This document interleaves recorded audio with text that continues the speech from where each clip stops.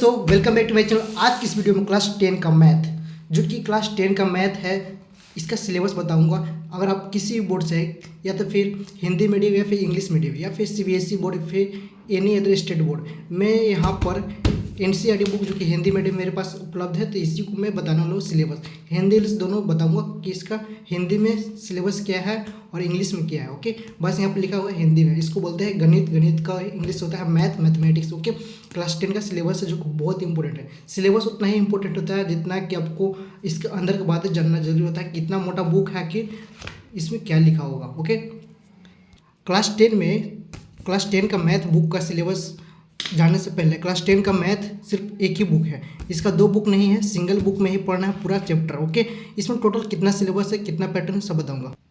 बात करते हैं सिलेबस का। अगर आप इस वीडियो को पहली बार देख रहे हैं तो वीडियो प्लीज़ लाइक करिए, सब्सक्राइब कर देना, अपने दोस्तों को ज़्यादा शेयर करना। ओके, चलिए, पहला चैप्टर का नाम है वास्तविक संख्या, जिसको इंग्लिश में बोलते हैं रियल नंबर्स। ओके, इतना आपको अच्छी तरह से पता चला रियल नंबर में इसमें क्या क्या पढ़ना है ये आप देख सकते हो। ओके, इस तरह से सेकेंड चैप्टर आपका पॉलिनोमियल्स, इंग्लिश में बोलते हैं पॉलिनोमियल्स, इसका हिंदी होता है बहुपद, हिंदी होता है बहुपद। ओके, इस तरह से थर्ड चैप्टर है दो चर वाले रैखिक समीकरण यू। ओके, इंग्लिश में बोलते हैं pair of linear equation in variables. Equation का मीनिंग किस तरह से लिखा जाता है, E Q U A T I O N S. Okay, equation होता है।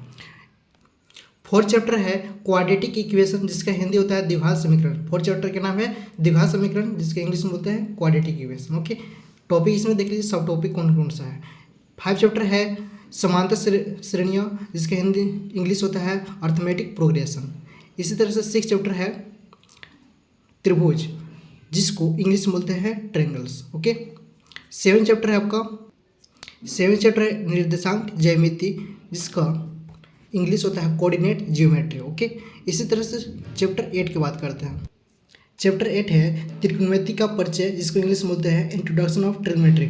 आप लोग ट्रिग्नोमेट्री 9 में नहीं पढ़े होंगे या ना तो फिर 8 क्लास में पढ़े होंगे, लेकिन ट्रिग्नोमेट्री स्टार्ट हो जाएगा आपका क्लास 10 का 8 चैप्टर है, जिसका नाम है इंट्रोडक्शन ऑफ ट्रिग्नोमेट्री।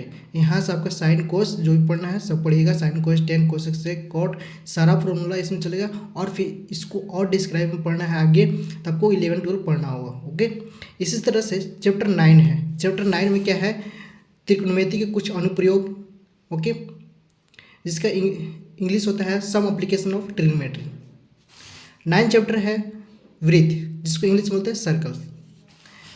11 चैप्टर है कंस्ट्रक्शन, जिसको हिंदी में बोलते हैं रचनाएं। रचनाएं का इंग्लिश होता है कंस्ट्रक्शन। ओके, एंड 12 चैप्टर है वृत्तों से संबंधित क्षेत्रफल, जिसको इंग्लिश में बोलते हैं area related to circles. Okay,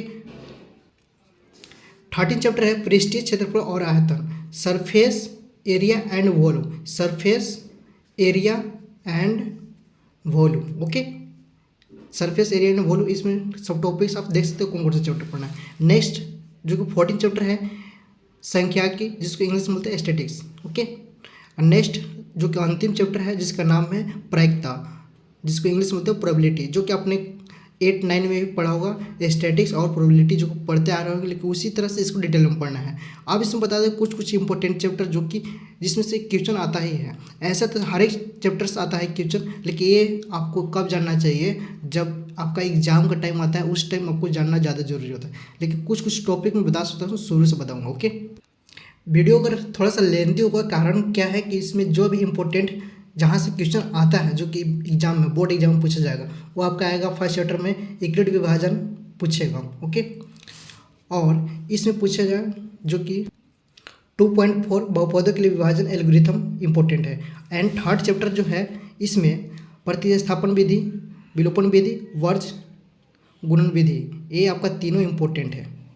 बात करें द्विघात समीकरण में, द्विघात समीकरण से एक क्वेश्चन पक्का पूछता है, जो कि द्विघात समीकरण ही पूछ देगा और उसको हल करने के लिए बता देगा। ओके, समांतर श्रेणी से एपीजीपी, ओके, एन का फॉर्मूला पूछ देगा और उसी से क्वेश्चन सॉल्व करने के लिए मिल जाएगा। 5 नंबर्स में पूछेगा।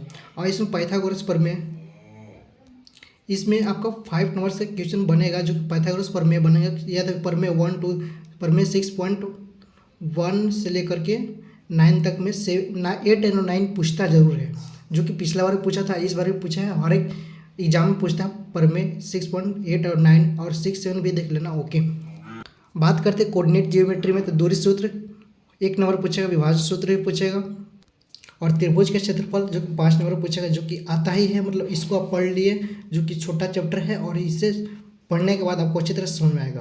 ओके, और ये आपका 5 नंबर देगा जाएगा। ट्रिग्नोमेट्री आप अच्छी तरह से पढ़िएगा, क्योंकि ट्रिग्नोमेट्री यहाँ से बेसिक स्टार्ट होता है, जो कि 11 12 में आपको पढ़ना पड़ेगा। तो इसलिए ये आप अच्छी तरह से पढ़ते आपको ईजी पड़ेगा क्लास 11 एंड 12 क्लास में। ओके, अब बात करते हैं, यहाँ से क्वेश्चन बनता है, 5 नंबर का क्वेश्चन मिलेगा, और बेसिक क्वेश्चन भी 1 2 नंबर का क्वेश्चन भी यहीं से आएगा। ओके, बात करते हैं इस चैप्टर से, जो कि सेम एप्लीकेशन ऑफ ट्रिग्नोमेट्री।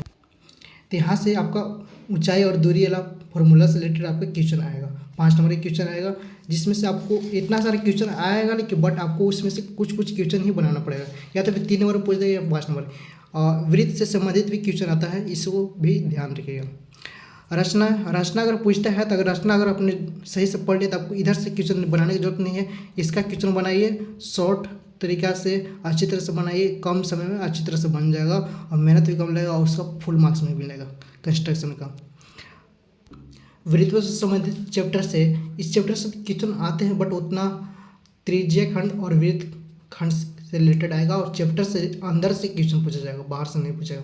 और पृष्ठीय क्षेत्रफल और आयतन, इससे क्वेश्चन आएगा, बट अगर आप इसका फॉर्मूला इतना याद रखिएगा तब, क्योंकि इसके अंदर बहुत सारा फॉर्मूला है, अगर आपको इसको याद नहीं है इसको आप छोड़ भी सकते हैं। ओके, लास्ट में इसको बना सकते हैं, लेकिन यहाँ पर देखिए स्टैटिक्स है, स्टैटिक्स आपको अच्छी तरह से पढ़ना होगा, क्योंकि इसमें ना क्वेश्चन थोड़ा सा लेंदी रहता है, बट बन जाएगा अच्छी तरह से अगर आपने प्रैक्टिस किया है तो। और इसी तरह से प्रोबेबिलिटी, जो कि ये दोनों चैप्टर आपने 9 10 में पढ़ा होगा, तो अच्छी तरह से बनते जाएगा, तो इसको आप ध्यान से पढ़िएगा। ओके, वीडियो अगर अच्छी तरह से समझ तो वीडियो प्लीज़ लाइक करें, सब्सक्राइब करें, और नेक्स्ट वीडियो किस टॉपिक पर चाहिए, किस सिलेबस, कौन सा सब्जेक्ट का सिलेबस चाहिए, 9 10 11 12 8 9 किसी भी सिलेबस चाहिए, किसी भी सब्जेक्ट का, हिंदी इंग्लिश, और आपको मैथ पढ़ना है इस चैनल पर, आप चैनल को सब्सक्राइब करें और कमेंट करें, ज़्यादा से ज़्यादा दोस्तों को शेयर करें, क्योंकि और भी ऐसा ही इन्फॉर्मेशन वीडियो आपको मिलता रहेगा। मिलते हैं नेक्स्ट वीडियो में, तब तक के लिए thanks for watching this video. जय हिंद।